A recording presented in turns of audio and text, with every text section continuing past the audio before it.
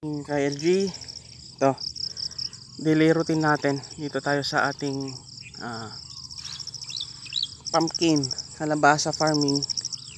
So pakita natin yung result. So, yung isang puno niya yan, ito yung naunang pinulinate natin. Then lately may sumunod na pollinate din yan. Then ito kasunod niya.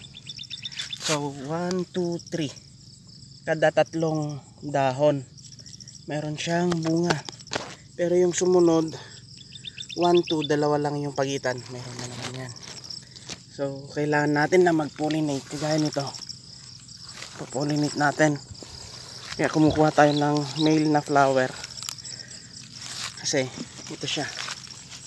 Meron siyang ito. At saka ito rin. Na-pollinate din ito kahapon. May saklob na yan. Ayan, may saklob siya. Ito yun. So ito naman yung lagyan natin ngayon. So yun yung daily routine natin para mabuo yung bunga ng ating mga kalabasa. Okay, happy farming.